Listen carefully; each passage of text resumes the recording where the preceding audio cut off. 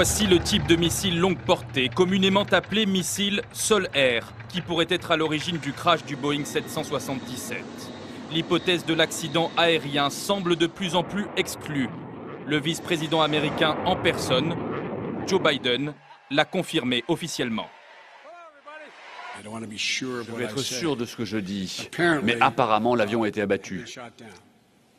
Abattu, pas un accident. Il a explosé dans le ciel. Les services de sécurité ukrainiens affirment de leur côté que l'avion a été abattu par les forces pro-russes. Ils avancent même une preuve impossible pour nous à vérifier. Une conversation qui aurait été interceptée quelques minutes après le crash. L'avion qui a été abattu semble être un avion civil. Il y a de nombreux corps de femmes et d'enfants. Le séparatiste poursuit. La télévision dit qu'il s'agit d'un cargo ukrainien, mais il y a le logo de la Malaysia Airlines. Qu'est-ce qu'il faisait ici? Puis c'est au tour d'un gradé pro-russe de s'exprimer, et ses propos ont de quoi surprendre.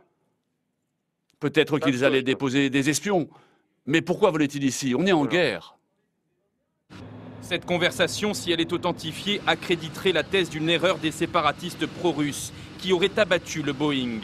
D'autant qu'à l'heure précise du crash, un responsable séparatiste pro-russe publie cette phrase sur Internet. « Nous venons dans la région d'abattre un Antonov 26 ». La phrase sera retirée quelques instants plus tard. S'agissait-il en fait du Boeing 777? Depuis des mois, l'Est de l'Ukraine est en proie à de violents combats entre l'armée ukrainienne et les séparatistes. D'ailleurs, cette semaine, 2 autres avions, tous 2 ukrainiens, ont été abattus par les forces pro-russes. Un Antonov 26 le 14 juillet, puis un Sukhoi 25 avant-hier, précisément dans la région où le Boeing 777 s'est écrasé. Ce matin, les pro-ukrainiens diffusent ces images de camions transportant des missiles Buk dans la région encore. Un armement soviétique des années 70, capable d'abattre du sol un avion évoluant à plus de 10 000 mètres d'altitude.